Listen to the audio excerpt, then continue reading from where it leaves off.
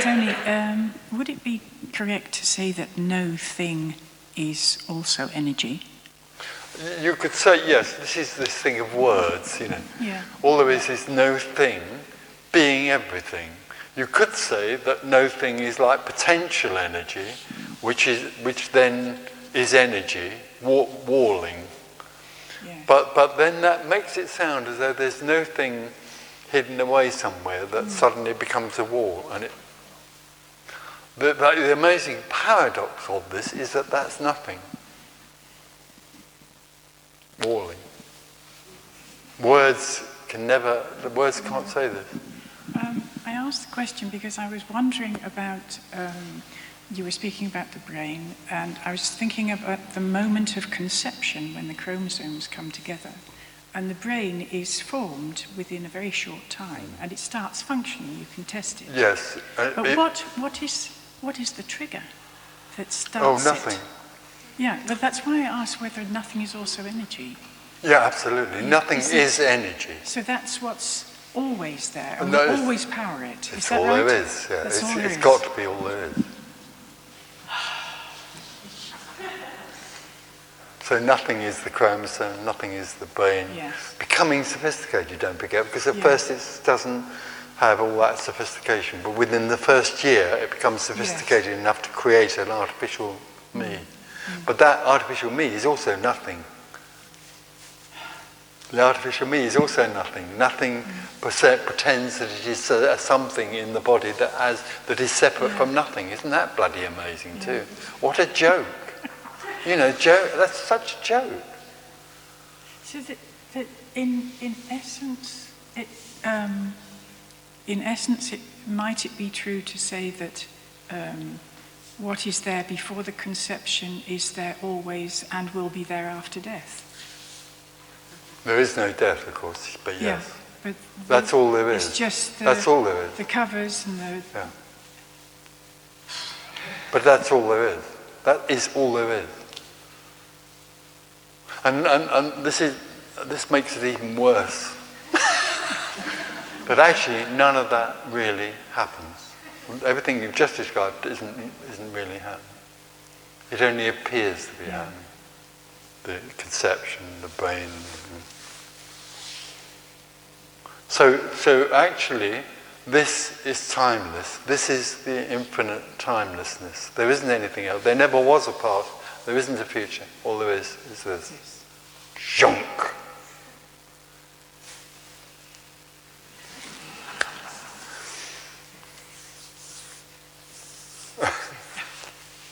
Speechless.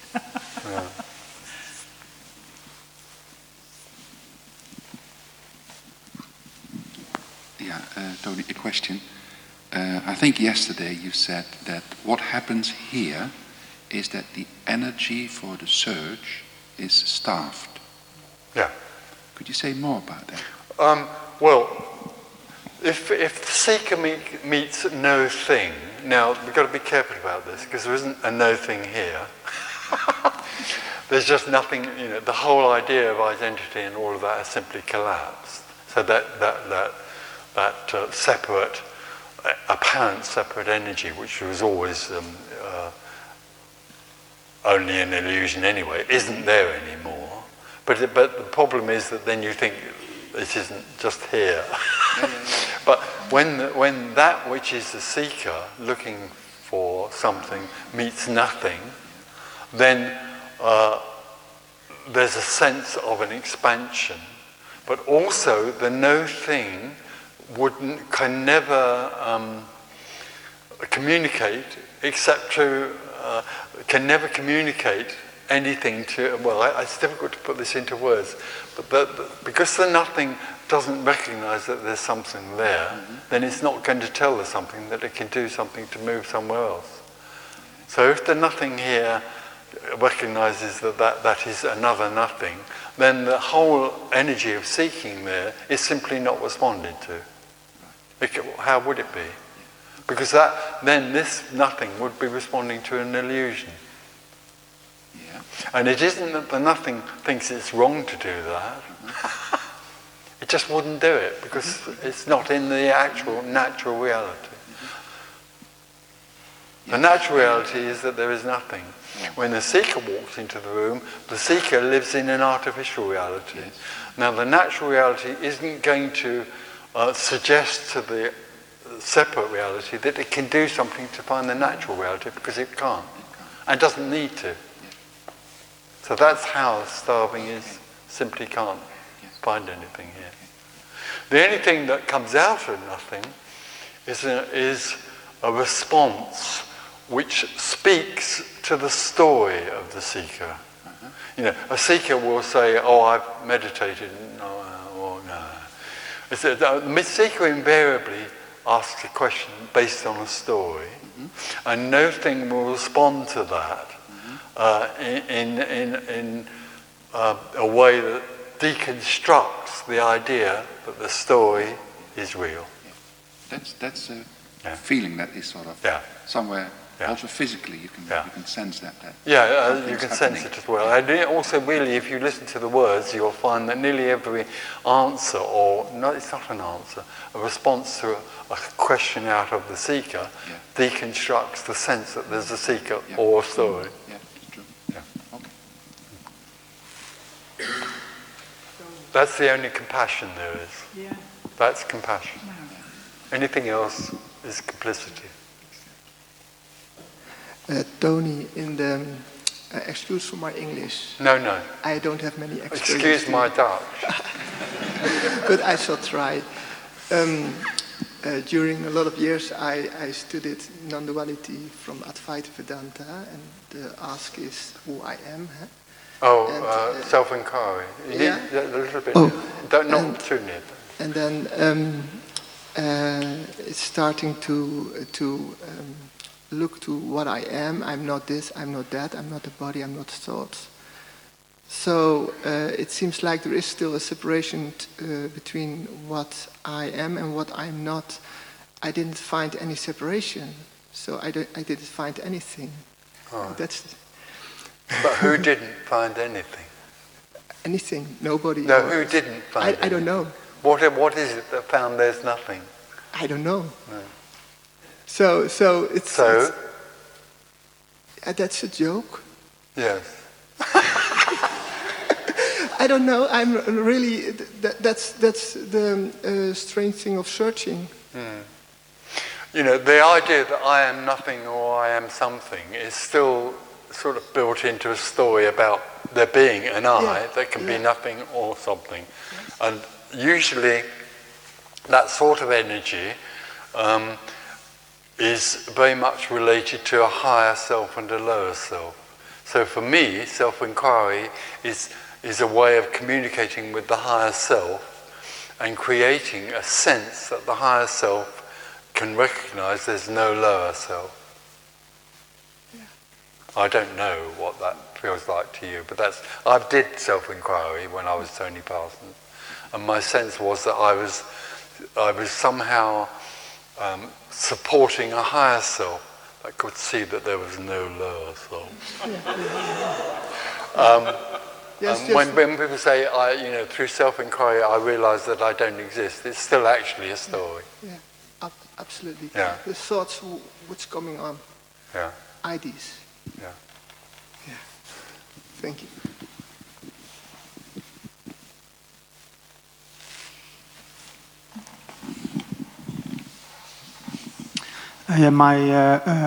My mother is diagnosed with cancer in her head, and she is afraid of dying, and my father is afraid of losing my mother.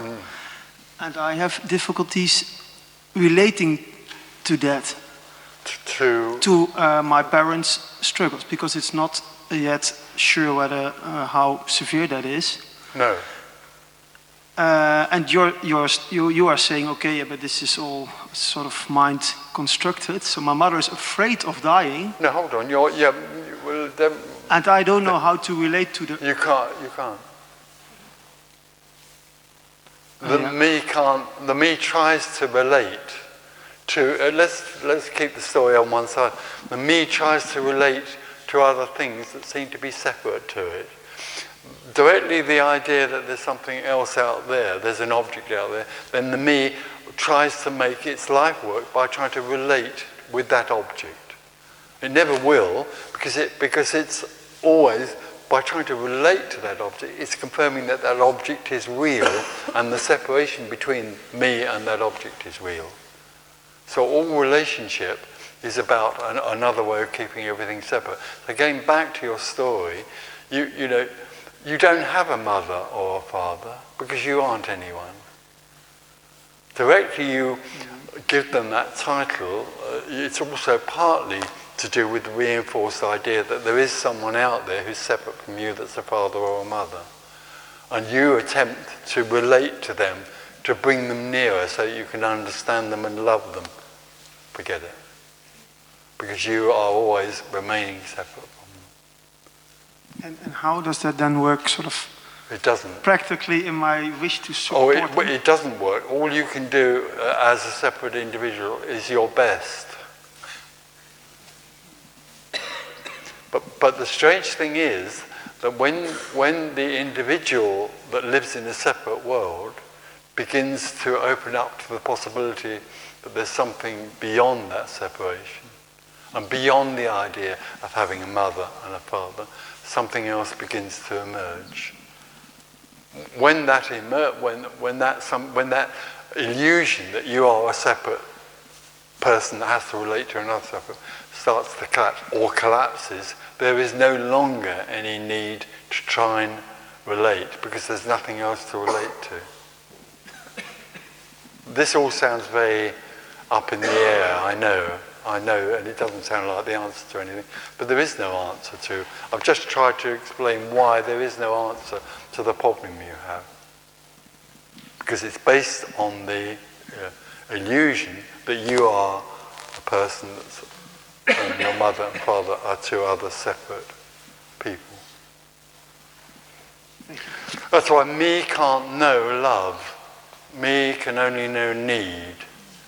Need love, you could call it. It needs to love and it needs to be loved. When that collapses, all there is unconditional love, which has no need.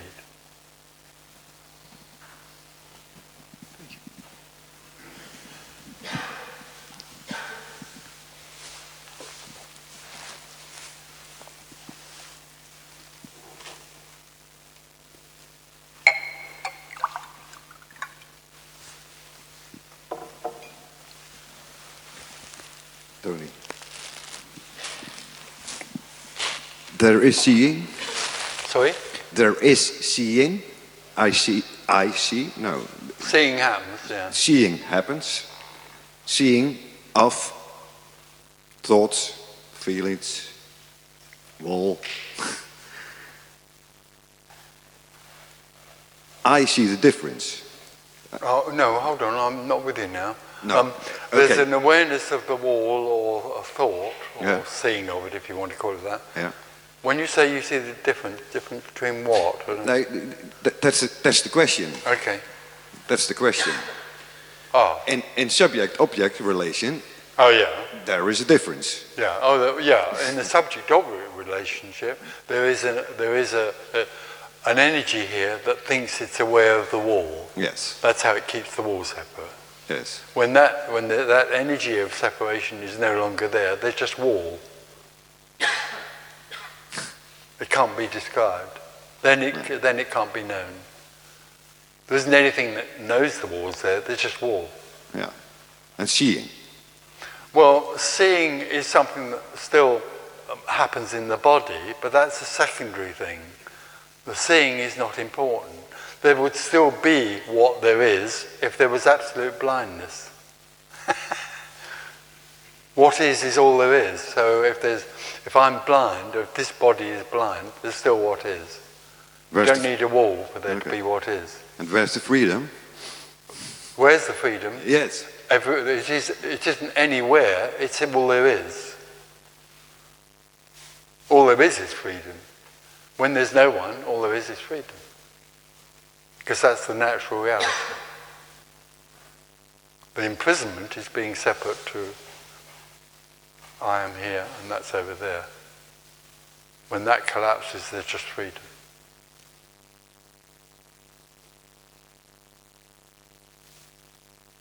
Yeah? Yeah. In all. Oh, well, in all there is. well, yeah, but all there is an awful lot. Yeah, yeah. It's everything, and that's a lot. There is only freedom. One of the first things that hits nobody when the somebody is done, one of the first things that's absolutely apparent and obvious, like the bicycles, is the freedom. Everything is freely what it is. Because there isn't anything here imposing anything on it. The me imposes its own interpretation of what it sees. And in a sense, in that interpretation, it imprisons the floor. Because it makes it an object. That's an object. The floor isn't imprisoned because the floor is just freedom, flooring. But in here, in the me interpretation of the floor, it's an object. So in here, it's imprisoned. When that collapses, suddenly the floor is just whee! Thank you.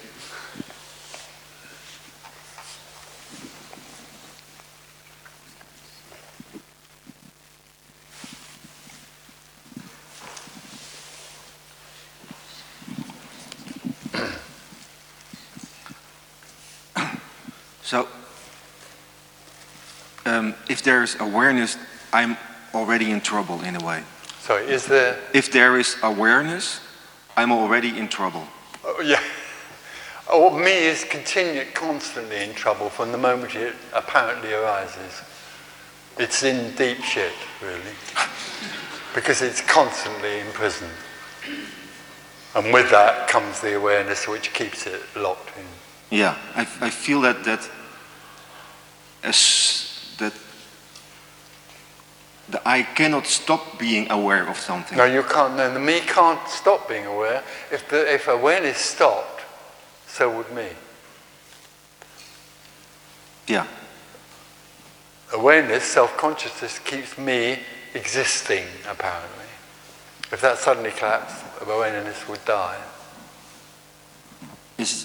Can you say that's also some kind of sort of laziness not to pick up the thoughts of the awareness, just like hanging back a little bit? What, you mean me is being lazy by not... Yeah, but more like an energetic way of not going into the... No, it can't help it because it wants to survive. Me's big instinct is to survive, so it survives by being self-conscious. A teacher might suggest to me that it's being lazy and that it could do something about becoming more worthy. All teachings are about changing something.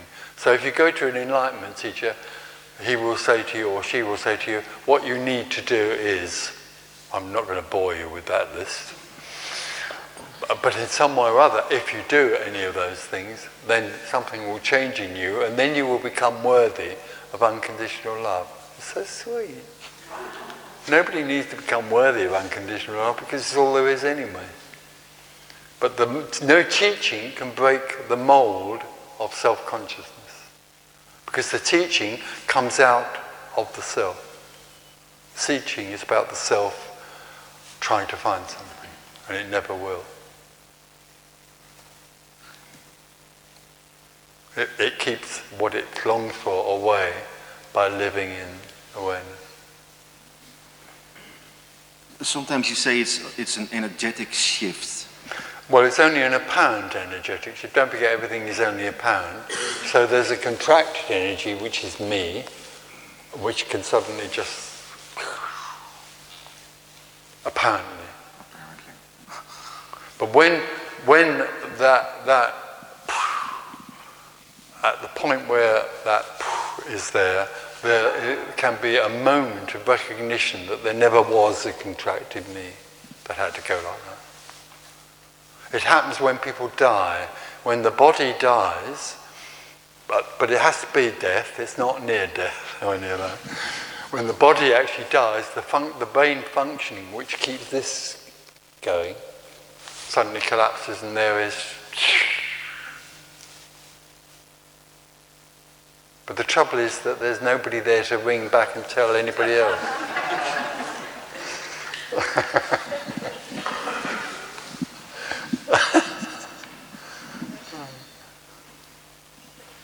And the other amazing thing is that when that happens in the living body, and there's no one there anymore, that living body can't tell anyone else. It can't be expressed. This can't say what this is like. It's indescribable, it's unknowable. So it always remains, in a way, a secret. What we long for is a secret. It's the open secret. It's the obvious thing that seems to remain hidden. Tony.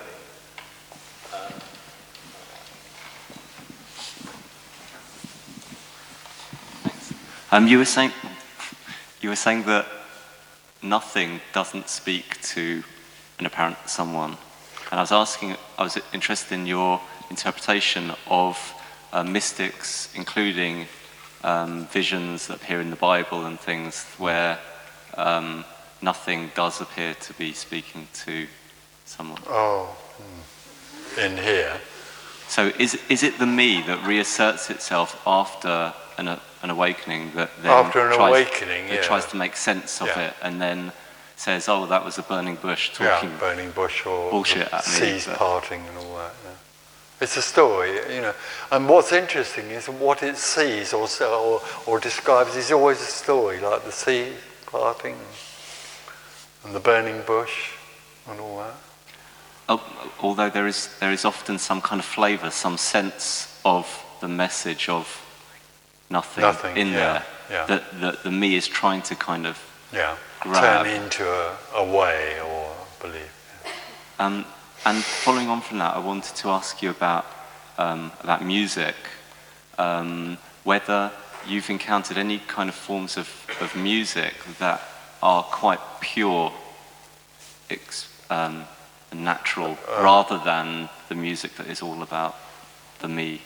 Well, in a sort of way, all music is out of nothing, but I don't know of any music which is... There isn't anything that you could say is pure nothing, except everything. I've never heard or seen anything which I could then say, oh, that's nothing, or that's the most beautiful expression of nothing. No, because everything is that. Everything is that wall is as much an expression of nothing as Mozart's Fifth Piano Concerto. So Lao Tzu's whole kind of soliloquy on words, and it is no different. It's very near. These words are very near, but they're not nothing. They're not pure nothing in that sense. These words can only point to nothing. And so I guess it comes back to a question which doesn't really matter, but whether there are I can't think of the right word. No, there are. Whether people that aren't people anymore, that have died, as that that are then expressing this in their form, which is... Yes, but it can't be recognised by any... Yeah, okay. And there are instances for lots of people in here and elsewhere. And for instance, in the winter sports at the moment, there's quite a lot of nothing going on. When somebody does that snowboarding, go up a thing, and it's bloody amazing, isn't it? I was talking to somebody else here, they're not here now, but racing, driving and all that sort of thing. But there can be moments when there's suddenly nothing doing that up there. And a lot of people will tell you that if they actually thought about it, they collapse on the spot, But extreme sport is very attractive to people because they may not recognise it, but actually there's no one there suddenly. So it's a tremendous relief from being somebody trying to do something. And like grace under pressure. Who? Grace under pressure. Grace. Just an expression, what you're describing. Oh, Grace. Forget it. Oh no, not at all. But there's no God and no grace. It's just what happens. And back to this sort of expression in words. I suppose a lot of it then is the me trying to express something that it knows is the case, or it's using knowing, but then it's still keeping it separate. Yeah, there are two things here really. That's what we were talking about earlier on about nothing, not. There are two, in simple terms, the seeker could go and speak to somebody who points away from this by telling the seeker that if they did that or that, they could find this. So they're pointing away from it. Because what they're doing is simply reinforcing the illusion that there's a seeker who can find another illusion called enlightenment. When a seeker comes to nothing, nothing can only point again, but it's pointing to that which can't be known only. It's not going to, it just has, there's no energy to point the seeker in any direction because there is no direction. Yeah, thanks. It was a question about artistic endeavour, I think, more than anything else. And all what is artistic the point endeavour is the aspiration to find nothing. No, not at all. You could also say that artistic expression can just be the joy of living as well, and the misery of living. It's all those things, but art does aspire to that which is beyond.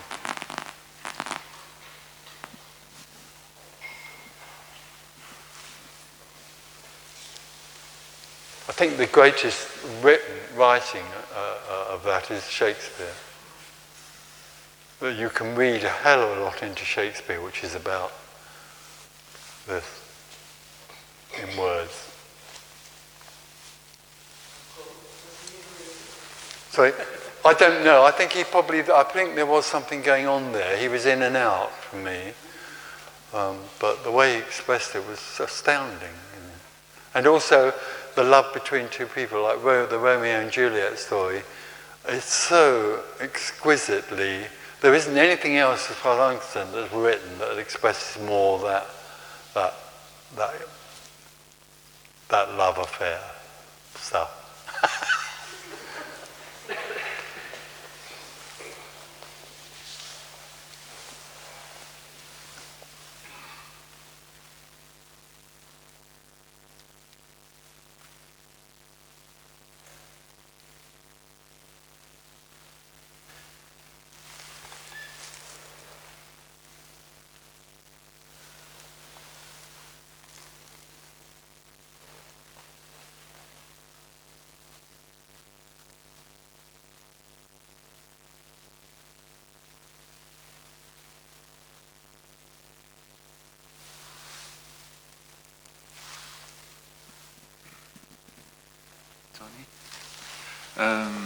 When after liberation, when somebody died, I don't know if it's with your personal life or if someone's died, I mean, even animals also attach in a way to other animals, or when another animal dies. Oh yeah. So I suppose that there still is a kind of mourning, maybe, but in a different way, less.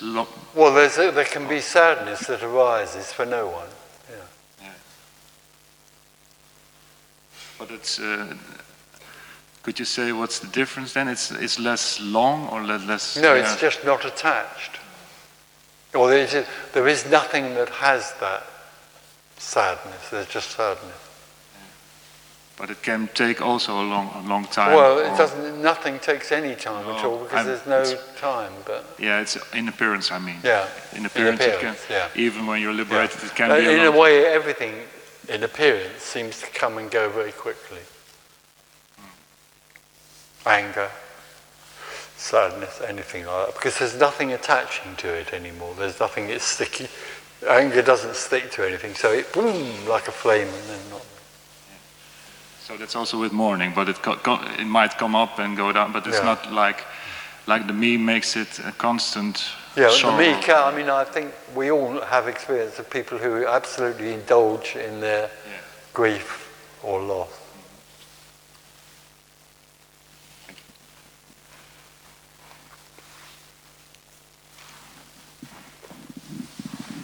Tony, is nothing creating the future, or is it the me? Sorry, is nothing? Is nothing creating the future, or is it? Oh yeah, nothing is me, and nothing is the future.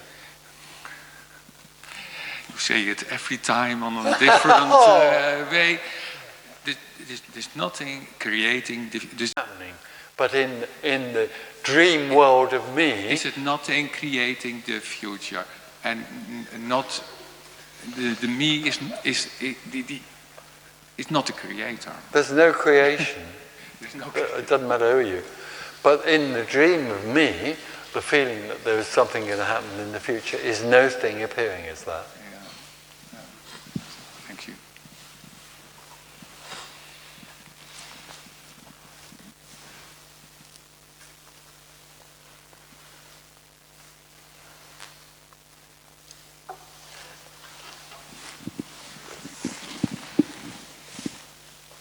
Tony, there's one word I missed. You One said word? Yes, when you were talking about nothing being energy also. And then you said, in the end, you said, that is compassion. Oh, right. And the other thing is, and then... Complicity. Complicity. Complicity is an agreement to invest in something. Yes. Like all teaching, actually, although teachers obviously come out of a sincere wish, there aren't any teachers actually, but all teaching is a complicity to reinforce and support an illusion. Yeah. Okay. It's an agreement to have it, but let's make a deal. I'll pretend that I'm a teacher and you can pretend you're a student, and I'll pretend that I'm going to help you find something that you will never find.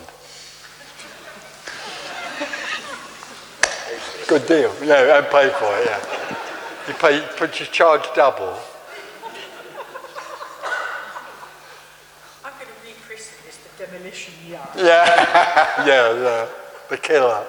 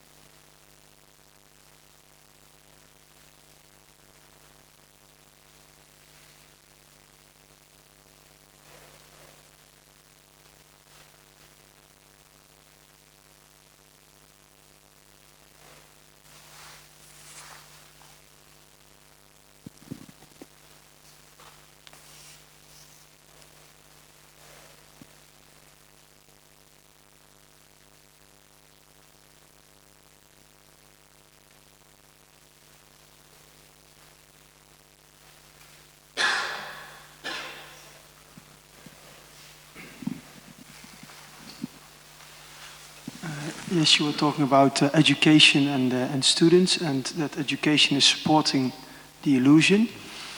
I work as a teacher, and so in a way I'm apparently supporting... You're a traitor. Yeah. But, and what would you, if that's supporting illusion, how would your, let's say, message could fit into the current... Not at all. Not at all. No. But also there's nothing right or wrong with what that thing there is doing. You know, yeah, maybe I mean if this is relevant what you're saying, then in my role as a teacher, would that then need another role or another meaning? No, but if that individual, the sense of there being something separate in there suddenly collapse, which it could easily do this afternoon, why not? Because it's just an illusion anyway. Then on Monday or something, that would go back and go on doing what it was doing before, but already there'd be a shift in the energy. There'd be something shifting already. There'll be a sense of that even in the classroom. Really? And as far as psychotherapists and people like that who work directly in a one-to-one way with people, if suddenly the whole me thing isn't there anymore, then there'll be a shift in the way that communication went on after that. And also, strangely enough, and I know this because I know quite a lot, that apparent psychotherapist would be attracting other people who are more open to the possibility that they don't exist, or that they are an illusion. It's energy, it's energy. You know, the more, as that freedom arises, the more there's an attraction to it.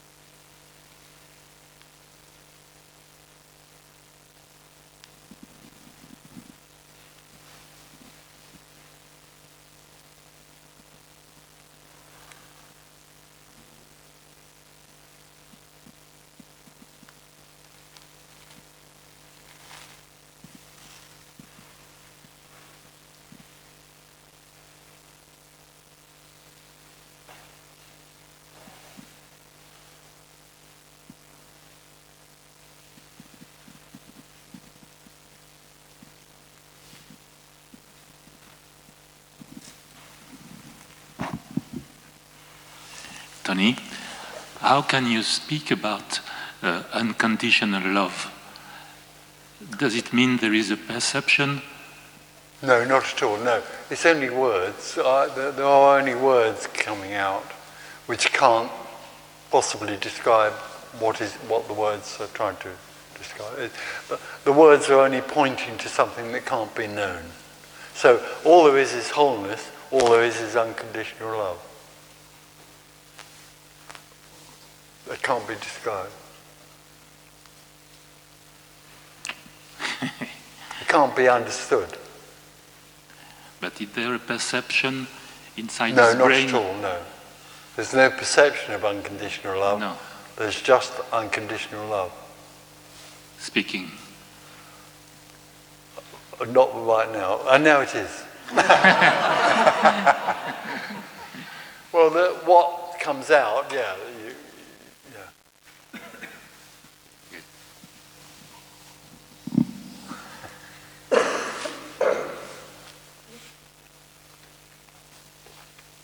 But it is unconditional, and that's very dangerous.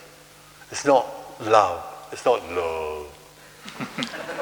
It's unconditional energy, and it's frightening. As far as me is concerned, it's the most dangerous energy. You mean the word? Well, the energy itself is the most dangerous energy of all, because it consumes, it eats me, it devours me.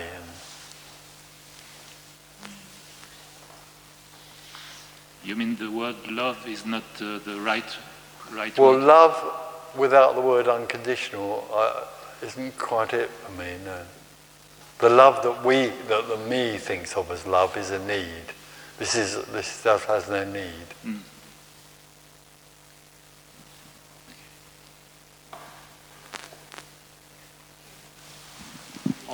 And on the same time, it is the most compassion.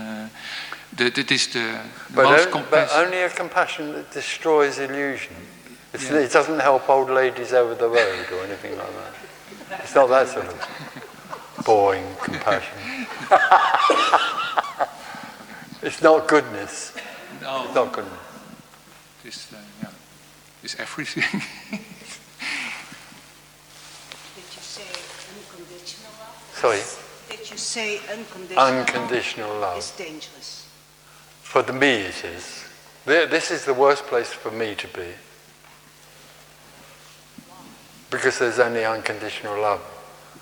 In a way, everywhere is the worst place for me to be, but in a something like this, which is a sharing together of nothing, then unconditional love for the me is very dangerous because it'll kill the me. It destroys me. Energetically.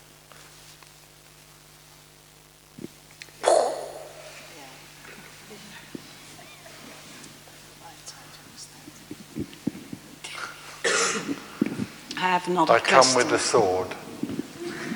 Sorry? I have another question. I feel that, let me see how to say it, that instinctually there is always a division into good or bad, or positive, negative. Or, yeah, absolutely. And I picked it up very strongly and easily, even here. Yeah. So, well, when you say you pick it up, you pick up those two things, good and evil. well, I think it's inside me. It's Okay. yeah. Oh, it absolutely is, yeah. So, what's my question? How to look at that, or how to deal with that, or how? There is nothing to deal with. It's only really me that wants to deal with it. Because it thinks it has a choice to shift between one or the other, or be open to one or the other, but it doesn't. There's nothing to deal with. So it's always there. So it's always there. Well, all the time there's a me there, there's definitely a sense of a good and a bad. Because the me lives in a divided world. The me is dividing the world into good and bad, in simple terms. So basically it belongs to the me world. It belongs to the me world. And the me tries to be on the good side. But when it energetically tries to be on the good side, it also draws the bad side with it. Neither are real, but it lives in that energetic. That's why we see the world we see, which is an absolute expression of those two opposites, good and evil, having a battle together. There is no battle, there's no need to have any battle, but all the time there are opposites, they battle each other and get absolutely nowhere. Because they're fighting in an illusory reality.